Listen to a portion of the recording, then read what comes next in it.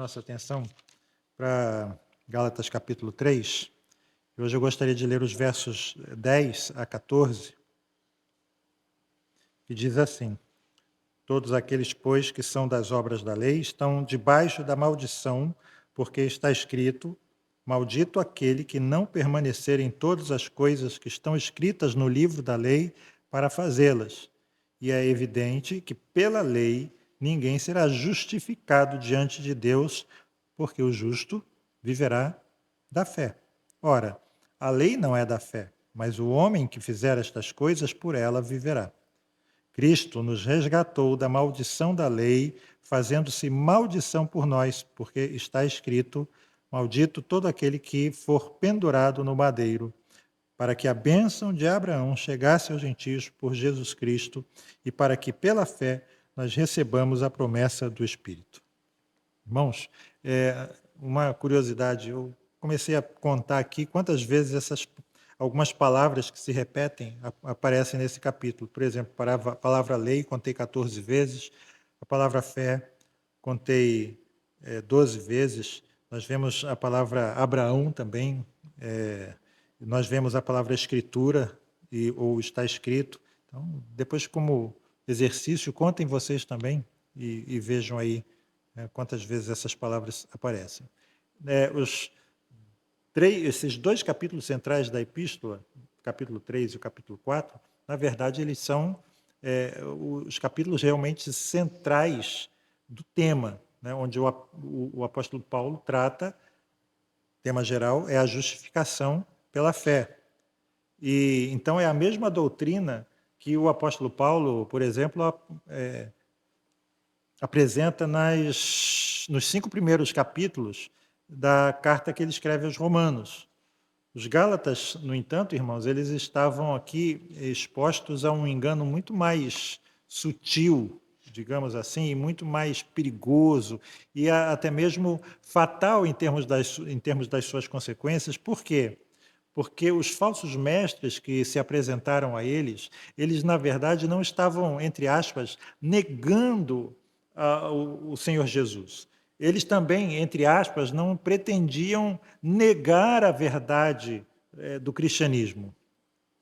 Mas eles diziam o seguinte, que você só poderia estar, abre aspas aqui, completamente salvo, se você, de fato, obedecesse aos preceitos da lei mosaica. Ou seja, aquilo que nós falamos, eles queriam somar Cristo a alguma coisa, ou alguma coisa a Cristo, Cristo e mais alguma coisa. E nós já aprendemos que quando você quer fazer essa soma, na verdade, você está fazendo uma subtração. Você está desprezando a obra completa de Cristo. Aquilo que ele disse na cruz do Calvário. Está consumado. Ou seja, está completado, não precisa fazer mais nada. Tudo que precisava ser feito, foi feito. Então, o apóstolo Paulo aqui ele está demonstrando aos Gálatas exatamente isso, que qualquer tentativa de complementar a obra do Senhor Jesus é, na verdade, uma negação da obra do Senhor Jesus. Paulo está dizendo que não podem existir dois caminhos para a salvação. Um pela fé e outro pelas obras. Ou um pela fé e outro pela fé mais as obras. Então, a gente tem que entender isso, que a obra de Cristo está consumada. Um exemplo são algumas seitas. Por exemplo, os Mormons. O que os Mormons dizem? Não sei se vocês sabem como a mente humana é propensa ao engano e como pessoas, às vezes, que têm QIs melhores do que o meu e do que o seu, são levadas para isso. Os Mormons dizem que Jesus ele não conseguiu fazer aquilo que ele queria fazer na Palestina. Então, depois da sua morte e ressurreição, ele foi para os Estados Unidos. E os apóstolos também emigraram para os Estados Unidos, para a região onde é os Estados Unidos. Né? E aí tiveram filhos e filhas, e os israelitas se dividiram em duas tribos, uma boa e outra ruim. A tribo boa e a tribo ruim entraram em guerra, e a tribo ruim ganhou a guerra. E o último membro da tribo ruim escreveu um livro, o livro de Mórmon, em placas de ouro, enterrou num monte, que por acaso estava Isso, eu falei o quê? Da tribo ruim? Desculpa, eu ainda estou me recuperando da. É, enterrou o livro num monte que, por acaso, ficava bem pertinho da casa do Joseph Smith, né? E aí o Anjo Moroni levou ele até lá e desenterrou o livro, que estava dentro de uma arca, e dentro da arca tinha o Urim e o Tumim, que era um par de óculos, e o livro estava escrito em egípcio antigo, e o par de óculos fazia com que ele tivesse a capacidade de transformar aqueles egípcio antigo em inglês moderno, né? E cadê o livro? Cadê esse livro de placas de ouro? Quem viu, quem não viu? Tinha testemunhos, mas eles depois disseram que só viram algo embaixo de um pano de veludo, né? Que na verdade eles não viram o livro, viram alguma coisa que estava embaixo de um pano de veludo e disse que era o tal livro. Bom, mas existem isso. Uma vez, quando eu era jovem, e ainda costumava visitar algumas igrejas, eu fui a uma igreja da Casa da Bênção. Conhece, Marcelo? Casa da Bênção? Naquela época, né? Eu fui, eu queria conhecer em loco, né? Eu tinha essa curiosidade juvenil e eu achei a primeira coisa muito interessante assim, silêncio na casa do Senhor. Silêncio na casa do Senhor. Já foi na casa da bênção? Já passou na porta da casa da bênção? Na minha época de jovem também tinha uma historinha, né? Uma piadinha dizendo que o homem estava passando a calçada na casa da bênção e o diácono, pode entrar, meu irmão, Jesus está operando. Ele deve estar sem anestesia. Né? Então, por causa do barulho lá, né? Então, silêncio na casa do Senhor, muita ironia. E aí o pastor pregou a mensagem e no final fez o apelo. E muitas pessoas foram à frente e ele, aquelas pessoas que estavam ali na frente, ele diz assim, olha, vocês agora são crentes, né? Crente não vai à praia, não joga futebol, não vê televisão, não solta pipa, não usa calça comprida das mulheres, né? As mulheres não raspam as pernas, nem corta o cabelo, a pontinha do cabelo. Lá em Brasília, eu fui e ouvi com esses ouvidos, né? E eu vi com meus olhos uma igreja pentecostal também, um homem lá dizendo, dos muitos, depois eu descobri que era moda na época, né? Que ele tinha sido arrebatado ao céu e ao inferno. E lá no inferno, o diabo abriu um baú que tinha a pontinha dos cabelos das mulheres, que cortavam os cabelos escondidos dos pastores. Os pastores podem não saber, mas o diabo sabe. Você sabe para onde você vai, minha irmã, que está fazendo isso escondido do pastor. Você sabe para onde você vai, não é? Parece engraçado essas coisas, né? Mas reparem, começa com Cristo a mensagem e termina com esforço próprio. Termina com aquilo que você faz ou deixa de fazer e que vai influir na sua salvação. Cortar o cabelo escondido do pastor faz você perder a salvação. Então, todas aquelas pessoas que pensam, né, que podem alcançar a salvação por mérito, por guardar os preceitos da igreja, por guardar os mandamentos de Deus, ou talvez porque você olha para você e você vê que você é uma boa pessoa, que você é uma pessoa piedosa, que você é uma pessoa ética, que você é uma pessoa moral, você precisa prestar muita atenção a esse verso 10. Reparem, todos aqueles que são das obras da lei estão debaixo da maldição. Reparem que obras da lei, aqui é a mesma expressão do verso 2, vejam aí, obras da lei, e também do verso 5, obras da lei. Com acréscimo aqui da palavra todos. O que o Paulo está ensinando aqui?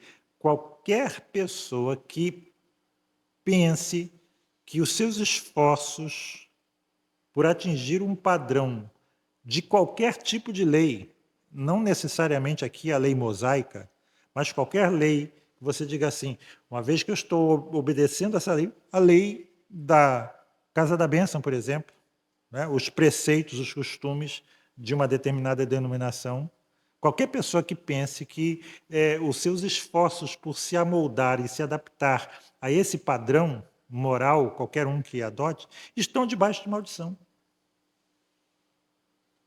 E, frequentemente, essas pessoas que estão debaixo de maldição, elas estão pensando que são superiores aos outros, como o fariseu.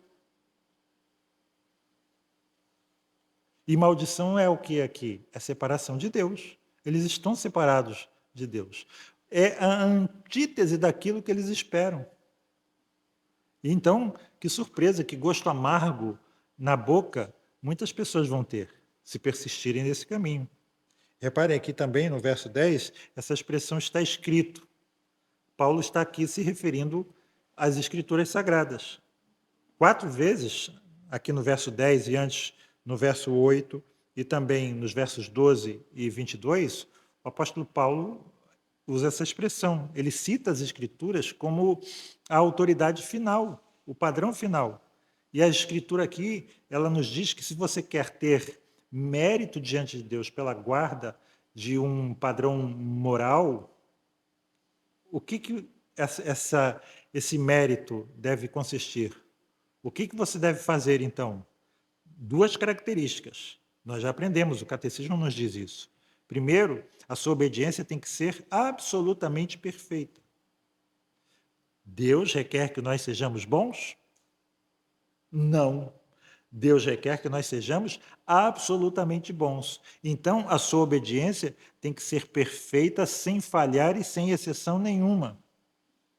Segundo lugar, ela tem que ser contínua, dia a dia, hora a hora, minuto a minuto, segundo a segundo, sem uma falha sequer, perfeita e contínua, sem nenhum escorregão. Porque nenhum átomo de pecado entra no céu, Deus é perfeito. E Paulo aqui, então, acrescenta no verso 10. Ora, a lei não é da fé. O que ele está querendo dizer aqui, irmãos? Você pode substituir essa palavra da fé aqui por a lei não procede da fé. Ou seja, não existe ponto de contato entre a lei e a fé. Nós não fomos chamados para crer na lei, mas nós somos chamados para nos submeter e obedecer à lei. O homem que fizer estas coisas, por ela viverá. Ou seja, aquele que quer, de fato, observar os preceitos da lei com o objetivo de ser aceito por Deus, ele deve estar preparado para as consequências. Vocês estão entendendo aqui? Paulo não está dizendo que a lei é ruim, pelo contrário. O que Paulo está dizendo é que a forma como você se aproxima dela é que pode tornar aquilo nefasto para você. Então, esteja preparado para as consequências. E repare aqui a conclusão do verso 11. É evidente, em outras palavras, e é claro, não existe dúvida nenhuma que, pela lei, ninguém será justificado diante de Deus. Ninguém. Uma das coisas que Deus colocou em nós, uma característica humana, é que nós gostamos de conquistar as coisas, pelo menos os normais.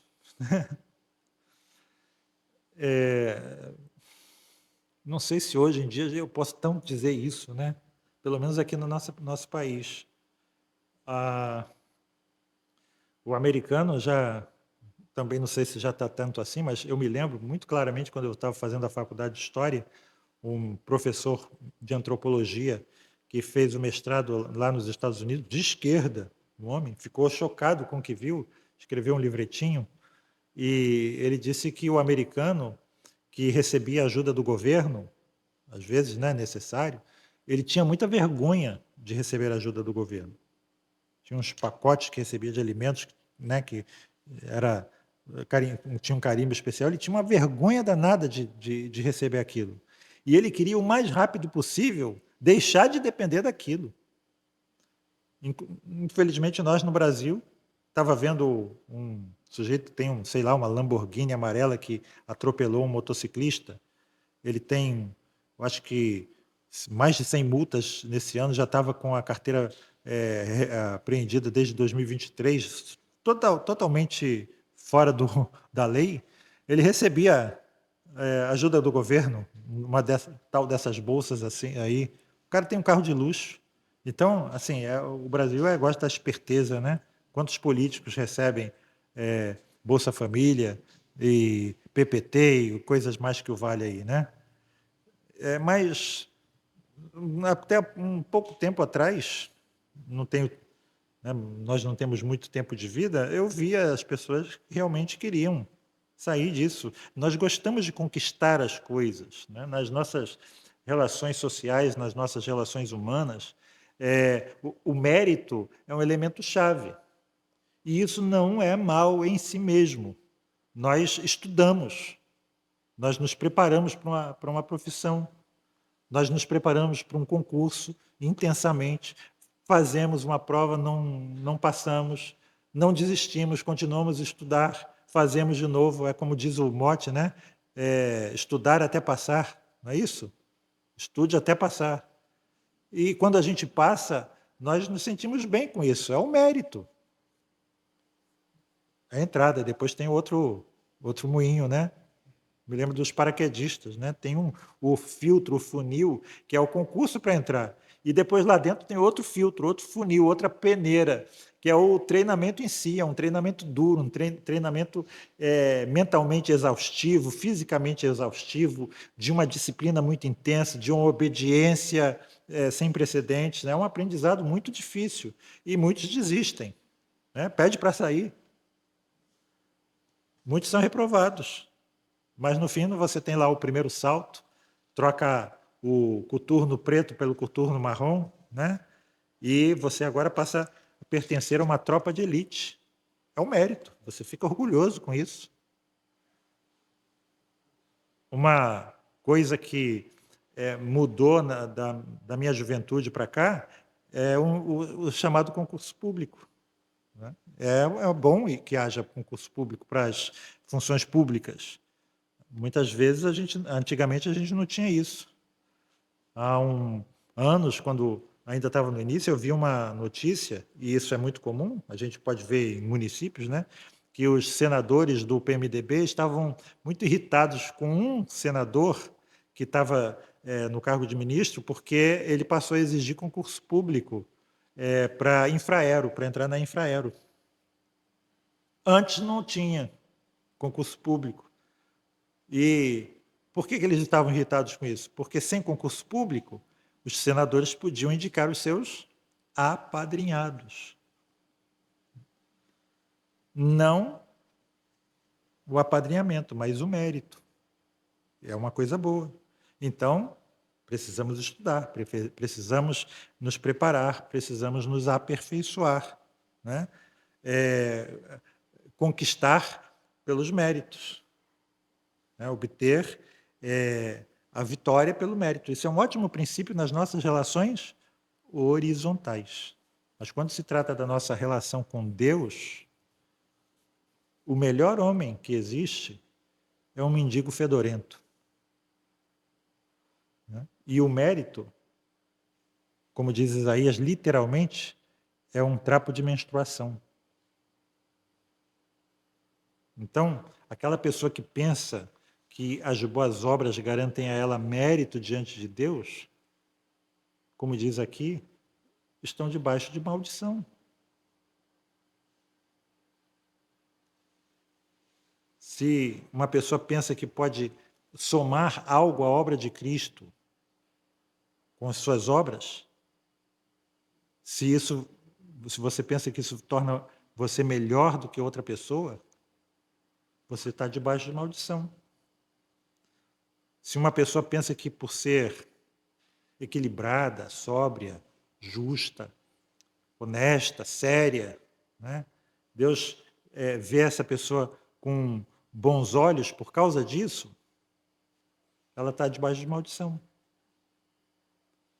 Uma pessoa repetindo isso, né? É bom a gente repetir isso sempre. Se uma pessoa pensa que o choro dela, a devoção dela, os joelhos no chão, o fervor, tornam ela melhor do que as outras pessoas, ela está debaixo de maldição.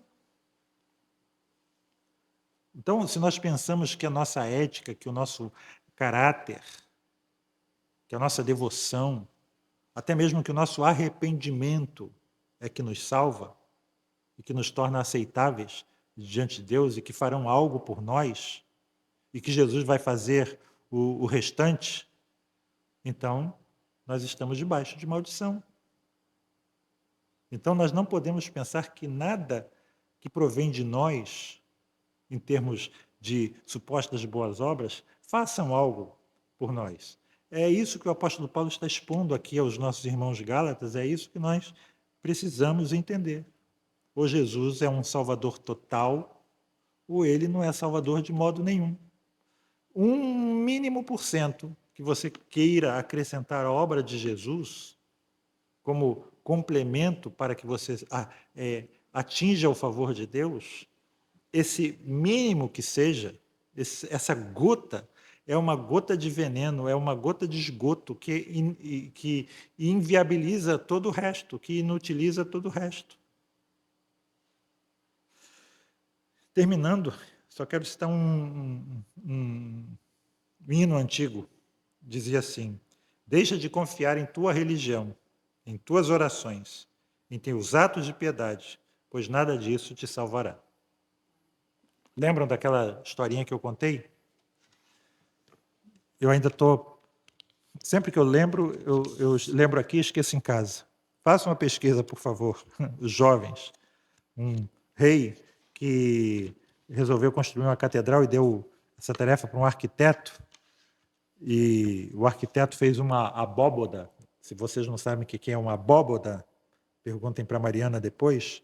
Né? Fez uma abóboda no centro da catedral, e quando estava a obra terminando, o rei foi inspecionar as obras e olhou aquilo ali e ficou com medo que aquilo caísse, desabasse, né? E ele mandou construir uma coluna no meio da igreja para sustentar a abóboda. E o arquiteto ficou muito chateado com isso. Mas manda quem pode, obedece quem tem juízo, e ele fez o pilar, a coluna, só que longe dos olhos de todo mundo, ninguém conseguia ver, o pilar não encostou na abóbada. Era um pilar inútil. Por quê? Porque ele sabia que aquilo que ele tinha feito estava bem feito, que a estrutura podia sustentar a abóbada. Então, qualquer acréscimo, na realidade, só enfeiou a obra. Né? Então, esse pilar é exatamente as tentativas humanas de acrescentar alguma coisa à obra de Cristo. Eu me lembro uma vez que eu vi num livro de testemunhos missionários de um missionário na Índia. Passando na rua, ele viu um homem, um brahmane, andando muito penosamente, com um rosto crispado, como se tivesse sentido dor. E ele prestou atenção nas sandálias do homem, estavam vermelhas de sangue. E ele parou para conversar com aquele homem, e na conversa aquele homem disse que tinha posto taxinhas de baixo para cima no calçado, de modo que as pontinhas passassem um pouquinho da sola, e cada passo que ele dava furava a sola do pé dele, né, e sangrava. E ele perguntou: mas por que o senhor está fazendo isso? Ele disse: para pagar os meus pecados. Aí ele disse: mas alguém já fez isso por você. Alguém já fez isso por você. Ou seja, é inútil. Alguém já fez. Então, é exatamente isso que nós precisamos crer. Essa é a mensagem pura e simples do Evangelho. É isso que os Gálatas precisavam ouvir mais uma vez. Vocês não precisam fazer nada, porque alguém já fez por vocês. Você não precisa derramar o seu sangue, porque alguém já derramou o seu sangue por você. Que Deus os abençoe, irmãos. Pai Celeste, obrigado por essa mensagem tão pura e simples do Evangelho que nos deixa o coração tão leve e suave, Senhor. Que essa mensagem realmente possa nos tocar. Que possamos sempre dizer que nós somos apenas velhos salvadores salvos pela graça, Senhor Deus. Que olhando para dentro de nós não vemos mérito nenhum, mas olhando para o Senhor Jesus nós vemos todo o mérito. E que esse mérito seja imputado a nós pela fé naquele que nos amou e que morreu, enfrentou a cruz, a morte horrorosa na cruz por nossos pecados, Senhor Deus. E que assim possamos sempre confiar neste Cordeiro Santo, que, tendo derramado o seu sangue puro, nos lava, Senhor, também de todo o pecado. Muito obrigado, porque nós já fomos salvos da culpa do pecado.